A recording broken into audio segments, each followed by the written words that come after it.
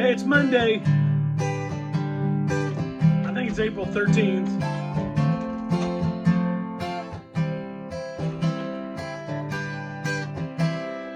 Hey, today I have been out and I did my work at the Amish shops. Just saw a couple of people as usual. Had to run in and out of the post office for shipping. And then from there, I ran down to the Huddleston's house. And Anna was gracious, as she always is, to Colin and I because we'd mentioned, I think, a week back that she had given us a piece of fat back, which is what becomes bacon. And we're going to cure it ourselves and smoke it. And she has already cured hers in the refrigerator for a week and then sliced it and fried it. And she said it was delicious. But she got this certain kind of curing salt that is kind of pink tinted. And it gives the bacon that color that you want it to keep. Otherwise, it turns gray. And she had ordered enough that she wanted to share with us. So I got down to her house and she had taped the bag of salt to the front door and picked some fresh thyme for us. And so I went down and dropped off a dozen Amish eggs to them and grabbed my stuff, and we said hello through the glass door, waved goodbye, and off I headed home, and it was a safe, socially distanced exchange. But that's the kind of stuff you got to do these days. If you're not taking the time to figure out who you can help and who you can take help from, take a little time and figure that out. So we appreciate Anna for that, and we're actually going to smoke meat tomorrow afternoon. Colin and I will. Colin calls it the Spear and Company Culinary Division. That's what he's been calling it. So we have had 6 of you from these videos call or write to say that you would like to have one of his smoked chickens. So we have, I think, about all we can take on orders tomorrow. We might be able to have another one. If you see this and you still are wanting a smoked chicken, let us know. We're going to smoke them, take them straight out with gloves, put them in their individual aluminum pans, wrap them up, and we shall never touch them after they are up at temperature, and we can deliver them right to your house. We said that the price was going to be somewhere between $10 and $15 for those. We're going to have $7 or $8 each in the chickens, and so we think we're going to come in around $13 for a delivered home-cooked chicken, which we think is still a pretty good deal. And Colin will make about $5 a chicken for his little part-time job here while he is on his Corona break. So I'm always proud of him for working up gumption to try to help other people and make a little space for his creativity in the meantime. All right, there's that for the day. Hey, also, we went to the store, and it's been hard to find eggs lately, but my Amish friends have lots of eggs. I visited a family today that had 10 dozen for sale, and I picked up 4 dozen, some for us and Huddleston's and to use. So if you need eggs and you're here close to me or close to us in this area, say so, and we can probably get some Amish eggs for you if you're ever in need of eggs. And they'll be glad to make a little money off their eggs too. Only $2 or $3 a dozen, depending on where you grab them at, which family. All right. There is what's going on so far today. Now, old hymn of the day. I'm going to do an old song called Bringing in the Sheaves that we used to sing. Excuse me, I had to hiccup. That we used to sing when I was a kid. Sowing in the morning, sowing seeds of kindness, all of that. I'm going to suspect if you grew up around here or in country churches or maybe even big churches, I don't know, you've probably have sung this song also. It's actually going to fit in with our second song today. So let's do this one first. This is actually in my old blue hymnal. You can see it here, the old blue hymnal.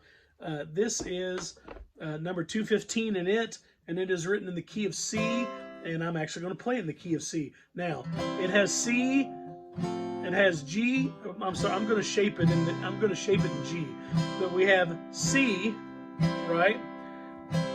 Then we have F, and you're going to have a G. But you're also going to have the secondary dominant of D.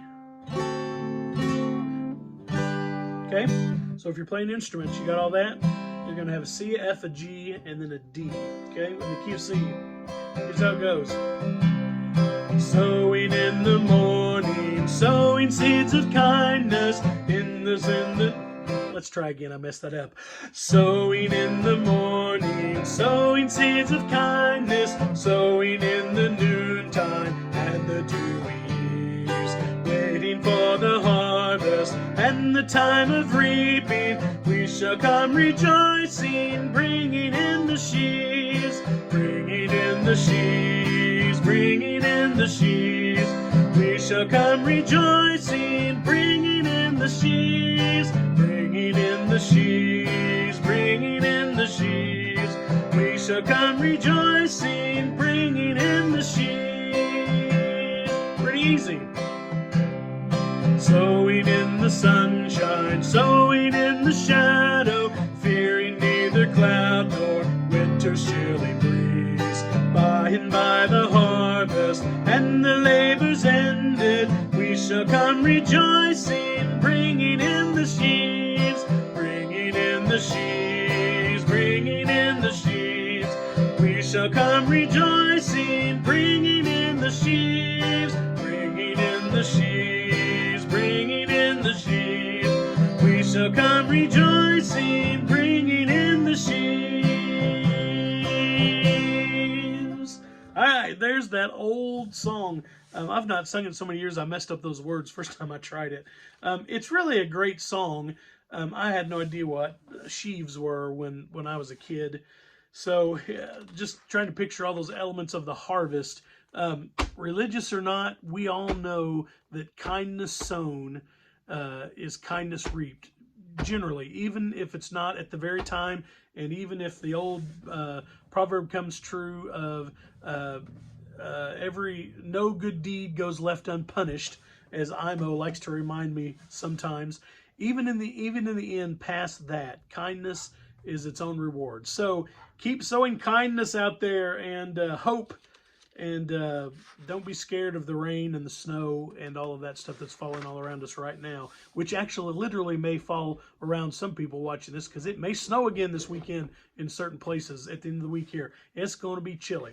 All right.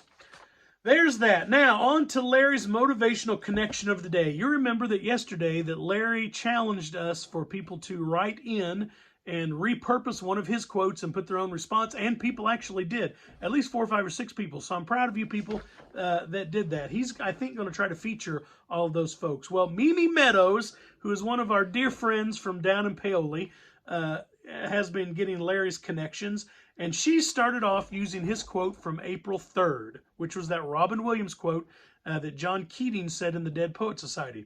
No matter what people tell you, words and ideas can change the world.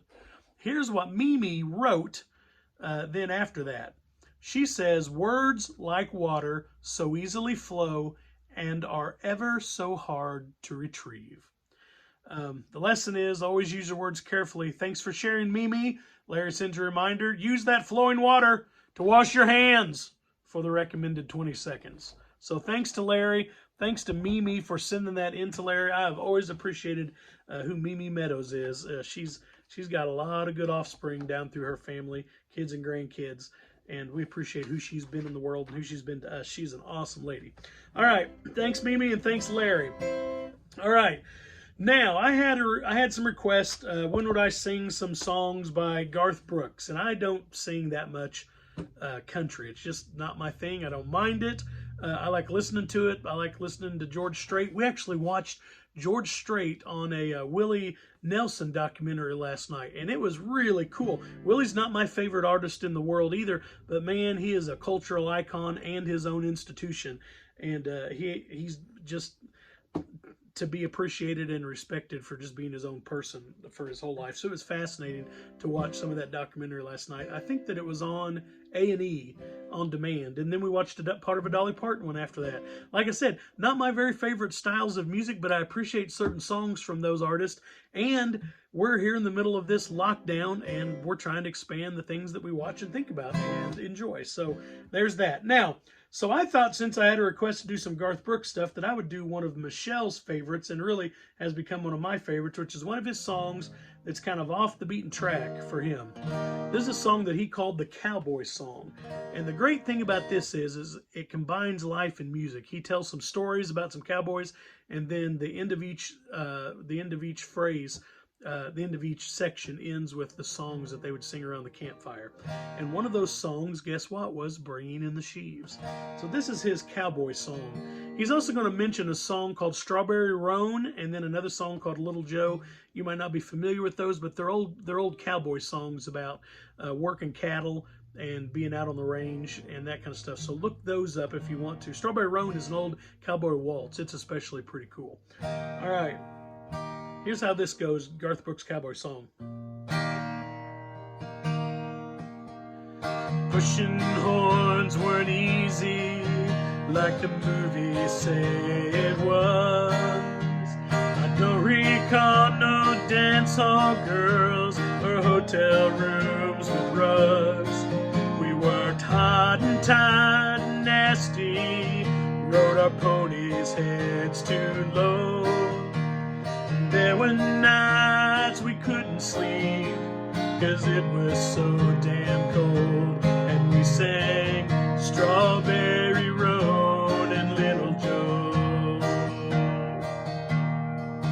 Like the night we reached the river and the rains began to fall. Water rising so damn fast, I thought it drowned us all.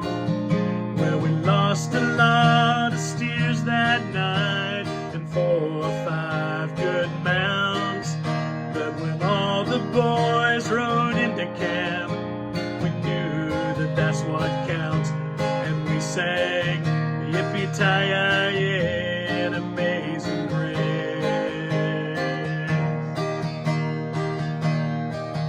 Oh, the night they broke behind us and caught us by surprise. I yelled out to Bonner, saw the terror in his eyes.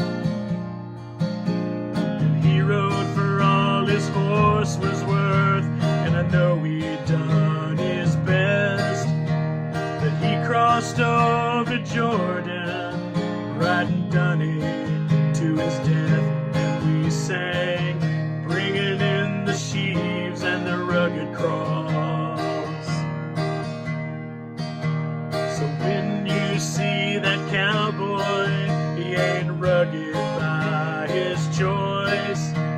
He didn't mean to bow them legs or put that gravel in his voice. He's just doing what he loves and what he's feeling in his soul. Wishing to God that he'd been born 100 years ago, still singing Strawberry Road and Little Joe.